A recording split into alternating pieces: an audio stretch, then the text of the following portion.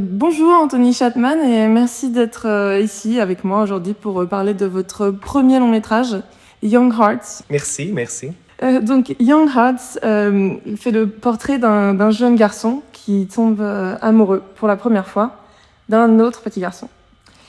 Et ce qui m'a vraiment frappée dans le film, c'est cette atmosphère très, très douce, très lumineuse. Il y a beaucoup d'espoir et ça réchauffe vraiment le cœur. Alors ça s'adresse aux enfants, évidemment, mais les adultes pourraient vraiment apprendre quelques petites choses de ce film également, à propos de bienveillance, d'ouverture d'esprit. Quelle était votre intention avec cette ambiance très solaire? Donc, initialement, je voulais vraiment faire un film pour une plus jeune version de moi-même, parce que moi, quand j'étais jeune, je pense comme beaucoup des jeunes, j'avais beaucoup de questions sur mon identité et je trouvais pas les réponses que j'avais besoin, pas à l'école, pas chez ma famille, comme tu peux aussi voir dans le film, pas dans les livres ou du cinéma. Donc, j'ai vraiment fait le film que je voulais qui existait quand j'étais jeune pour dire à moi, mais aussi à une génération jeune, que c'est OK de suivre ton cœur et l'amour, c'est quelque chose d'universel. Et donc, c'était vraiment initialement pour des jeunes, mais j'ai vraiment essayé de faire un film que tu peux regarder avec toute la famille. Donc, ouais, c'était aussi quelque chose que je voulais faire parce que mes grands exemples, quand j'étais jeune, j'ai regardé beaucoup de films avec toute ma famille, mon frère et ma mère et tout ça. C'était vraiment le film très Hollywood aussi, Miss Matilda et Mrs. Doubtfire. Aussi le film Disney, des classiques, La Belle et la Bête, Les Sirènes. Donc, et je pense que les moments avec ma famille dans le canapé, c'était toujours quelque chose que... Ce sont des bons memories, des mémoires. Ouais, c'est précieux. Ouais. Donc, je voulais faire ça pour aussi dire à toutes les générations que c'est important de parler de notre émotion. Et voilà. Et ouais, on a l'impression aussi que le film est aussi solaire parce que les menaces extérieures, ou en tout cas les obstacles à cet amour, ne sont pas très, très forts finalement. Il n'y a pas d'antagoniste très puissant. Évidemment, il y a des jeunes garçons qui se moquent un petit peu, mais l'antagoniste le plus fort, en fait, c'est le héros lui-même. Il est son propre obstacle et il a besoin de s'accepter lui-même plus que de se faire accepter par les autres. Et le jeune acteur Lou Gossens, joue ça magnifiquement. Comment vous l'avez rencontré? Comment vous avez travaillé ça avec lui? Donc, c'était très important pour moi pour vraiment juste faire le focus à le conflit intérieur. Ouais, parce que je pense, j'espère que maintenant nous sommes dans une vie où beaucoup de gens sont aussi OK avec ça, avec le sujet. Mais quand tu es jeune, tu penses que tu es seul. Et moi, j'ai toujours pensé que j'étais abnormal parce que je ne trouvais pas des exemples comme moi. Et maintenant, le film, ça parle de deux garçons qui tombent en amour. Mais je pense aussi, quand tu es jeune, tu as peut-être une idée que tu es trop gros ou trop mince, ou tout ça. Donc, tous les jeunes ont, je pense, un moment à sa vie où ils pensent qu'ils ne sont pas comme la normalité. Et j'avais vraiment besoin de quelqu'un qui ait l'innocence. Et c'était pas vraiment un âge que j'avais besoin, mais vraiment une identité, une personnalité. Et donc, on a vu 1500 garçons. Ouais, c'était très dur, très long, mais c'est très chouette parce qu'il y a beaucoup de talent avec les jeunes. Et, mais oui, c'est moi et Oliver Roels qui ont fait. C'est un de mes meilleurs amis. Il est un psychologue et thérapeute pour des enfants professionnels. Donc, il ne travaille pas dans le cinéma. Mais il était là jusqu'au début parce que c'est aussi un thème qui est un peu peut-être complexe pour les jeunes. C'est pas facile quand tu es jeune de parler de l'amour. Un embrasse, c'est déjà... c'est déjà compliqué de parler de ça. Mais Lou et Marius, ils étaient là J'ai vu vraiment une chemistry avec les deux. Donc, on a choisi de travailler avec eux. On n'a pas fait des répétitions, on n'a pas étudié les dialogues et tout ça. Je voulais juste qu'ils étaient dans un environnement safe, sécure. Et they had the chance to be themselves. Donc, on n'a jamais demandé tu aimes des garçons ou des filles, c'était pas important pour nous. C'était juste, on a vraiment parlé beaucoup de notre émotion. Et moi, j'ai dit, c'est mon histoire, la famille et tous les caractères sont basés de ma famille. On a tout tourné dans notre ville, dans mon village. Donc, pour eux, c'était très clair qu'est-ce que je voulais faire. Et après, on a demandé, donc Lou, tu as une autre histoire, c'est pas important pour nous. Tu connais l'amour, ils connaissaient pas l'amour déjà parce qu'ils étaient très jeunes, mais ils connaissaient la même émotion que moi. Donc ils m'ont dit, Lou il dit, ça me donne vraiment plaisir, ou peut-être un exemple, il a dit, mon frère va aller à l'université l'année prochaine et j'ai vraiment peur de perdre mon frère et mon meilleur ami. Donc, c'était très joli parce qu'il a pleuré. Pleuré, tu dis ça? Ouais. Et moi aussi, bien sûr. Et tout, les quatre, nous, moi, Oliver et Maryse, c'était très joli parce qu'on a déjà, we shared our emotions avant le tournage. Et c'était très facile donc, quand nous sommes au set, c'était très facile pour montrer notre émotion. Donc, ils sont très matures aussi parce que on a aussi parlé de tu veux être le visage d'un film gay, tu sais. Peut-être tes amis ou ta famille ou aussi des gens à la rue va penser que tu es un des garçons, mais ils ont dit c'est pas important pour nous. Ils ont dit parce que c'est très moderne et cool, c'est très mature pour dire pour nous, c'est juste très important d'être un visage de cette histoire parce que c'est très important d'avoir un film comme ça. Donc, c'est très cool. Ils sont très matures. Je pense que j'ai trouvé Gold. I found really... j'ai trouvé le meilleur comédien que j'ai... La perle rare. Voilà, c'est vraiment des perles. Les perles. Ouais. Yeah. Et le personnage d'Alexander, justement, comme tu disais, il est aussi mature. Il a une maturité émotionnelle qui est assez surprenante, assez impressionnante pour son âge. Et il sait ce qu'il veut, il est prêt à l'assumer, à être lui-même ouvertement. Qu'est-ce qui a inspiré ce personnage, cette force de caractère? Je voulais vraiment trouver quelqu'un qui était tout que Elias n'était pas au début de le film. Donc, et je voulais quelqu'un qui est très libre. Et je pense, moi, j'ai habité à Berlin pour 3 ans. Et là, mes yeux étaient they opened up. Parce que pour la première fois, donc j'étais de Wetteren, un petit village pas loin de Gand. En Belgique, c'est vraiment la province. La Provence, ouais. La province. Et donc, quand j'étais à Berlin, j'ai vraiment vu beaucoup des autres cultures et beaucoup de gens comme moi qui voulaient chercher ses rêves et tout ça. À Berlin, j'ai l'impression que les gens sont eux-mêmes sans s'excuser, entièrement eux-mêmes. Et être là, j'ai trouvé aussi une liberté que je n'avais pas vraiment Allez, je pense que les gens à Flandre, ils sont un peu moins ouverts. Ouais.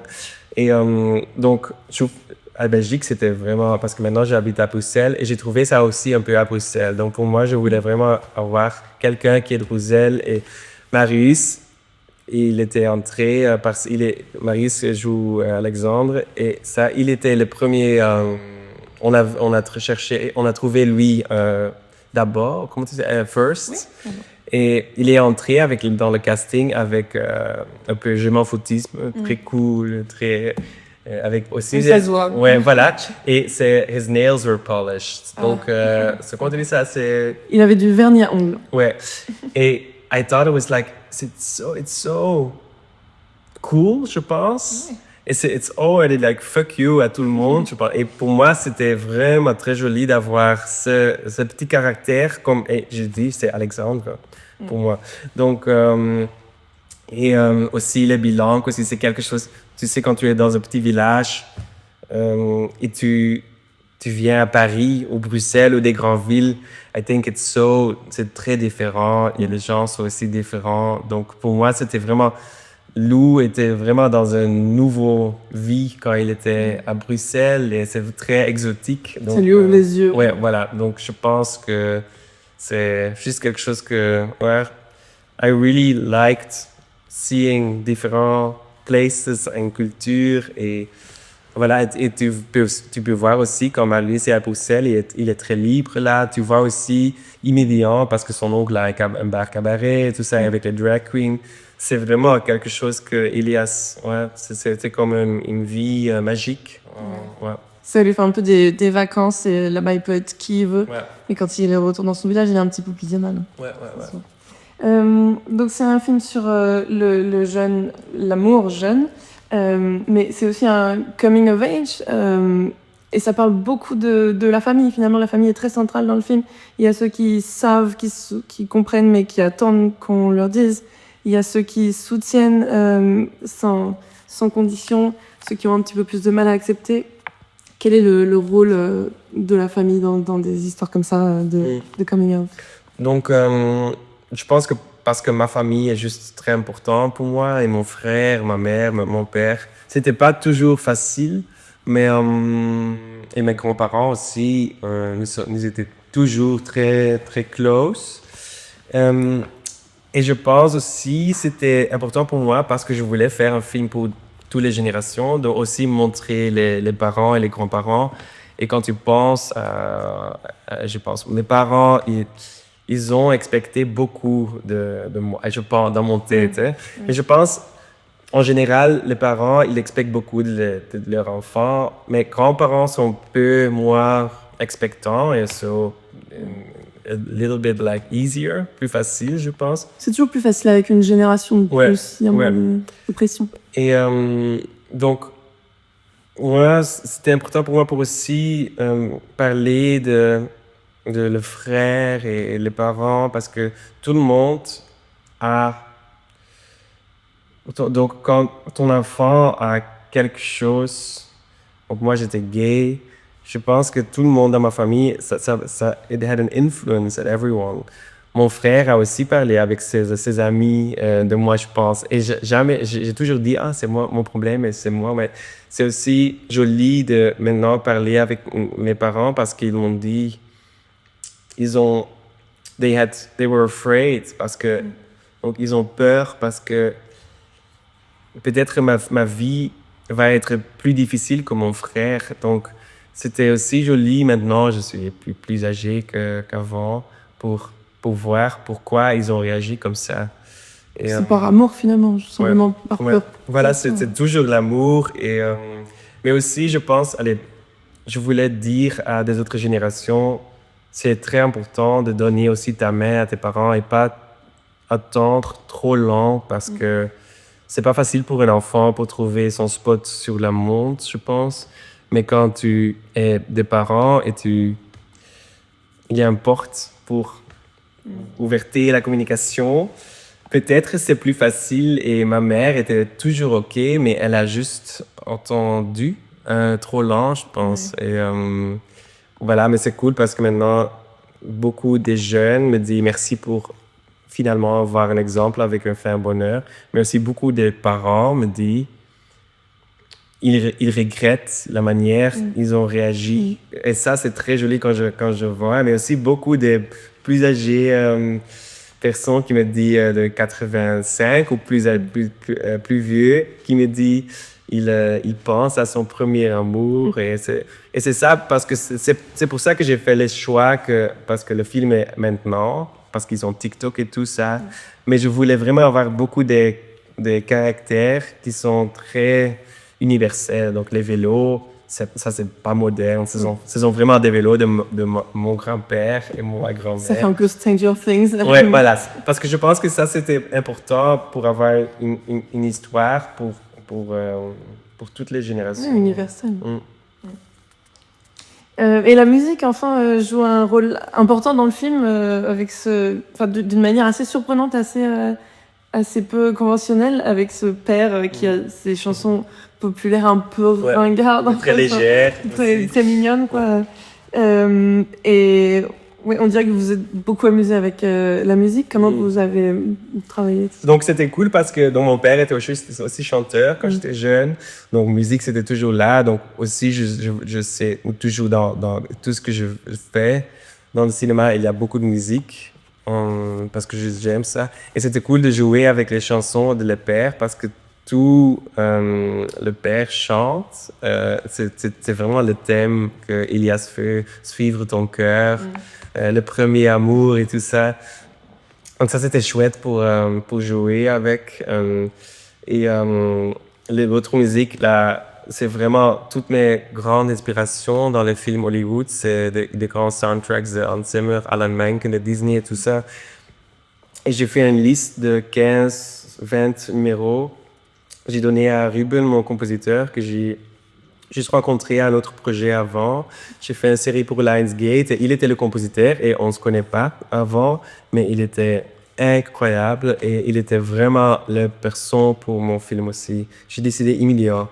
Et il est très talenté et je voulais vraiment un grand orchestre comme des grands Hollywood romance films. Et ouais, je suis très, très, très content parce que je pense que la musique, le son aussi, hein, ça donne ton film une deuxième voix. Merci. Ouais, donc, ouais. Bon, on l'écoutera sur la radio du cinéma en tout cas. Ah, super, ouais. Et enfin, le film a été montré dans beaucoup de festivals dans le monde entier. Est-ce que vous voyez une différence de réception en fait et l'impact sur le public? Donc, initialement, j'étais déjà content que mon film va être au cinéma en Belgique. Et après, c'est très cool parce que je voulais vraiment faire. Je sais que je suis très commercial. Donc, tous mes films préférés, je pense que quand j'ai vu Titanic pour la première fois, ma vie a changé parce que je voulais vraiment faire ça. Et donc, oui. J'avais toujours un peu peur que mon film était un peu trop commercial. Mais après, on avait le premier à Berlinale, après c'était Cannes, donc ce sont des festivals qui sont très, très connus et très importants aussi. Et j'ai vraiment vu que mon film est pour un grand public. Donc ça, c'était fantastique, mais c'est très cool parce que maintenant, on a fait 70 festivals, le film est acheté pour 70 pays aussi. Et c'est très joli pour voir les différentes cultures aussi. Parce que ici, en France, Belgique, nous sommes un peu timides dans le cinéma. Mais quand j'étais à San Francisco pour la première fois, c'était l'ouverture d'un grand festival.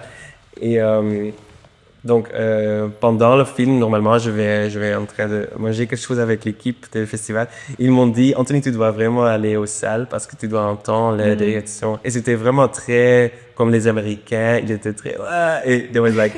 Il y a la scène avec les bullies, comment tu dis? Les méchants, voilà. Et il était vraiment sur son chaise, booing. Et c'est aussi joli parce qu'à Berlin, peut-être, le première avec des jeunes, donc 1500 jeunes dans la salle, j'avais vraiment peur parce que les jeunes, ils disent la vérité, les adultes sans filtre. Et au début, c'était un peu difficile, je pense, parce que c'est aussi multiculturel. Berlin, beaucoup de différentes cultures. Et le premier embrasse, c'était vraiment... j'ai entendu avec les jeunes, parce que j'étais là pendant la séance, parce que c'était la public que je voulais. Et donc j'ai vu, people were a bit like also a bit booing.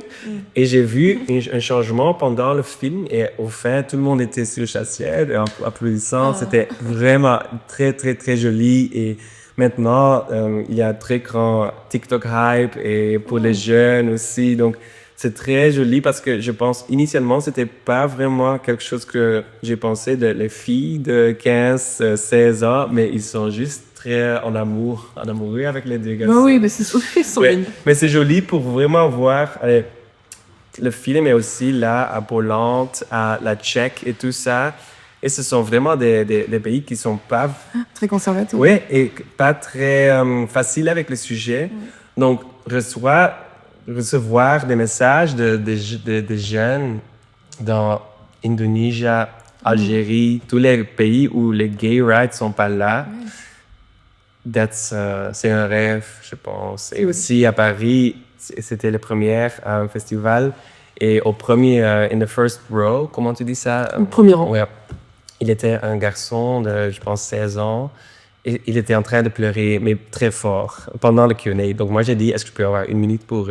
Donc, I went to him et j'ai demandé, are you okay? Il m'a dit, c'est très émotionnel parce qu'il a dit, c'est juste mon deuxième semaine à Paris. Je suis dans une maison pour des réfugiés queer, parce que j'ai dit à mes parents que j'étais gay.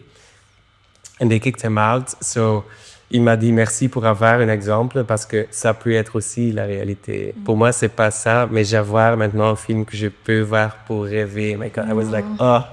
Donc, voilà, c'est très joli que ça, comme un film fait ça. Donc, non, c'est incroyable. Je suis très, très, très heureux et aussi prêt pour la prochaine. Oui, vous êtes prêts à conquérir les cœurs du monde entier. Voilà. Les jeunes et les moins jeunes. Voilà, super, merci. Merci.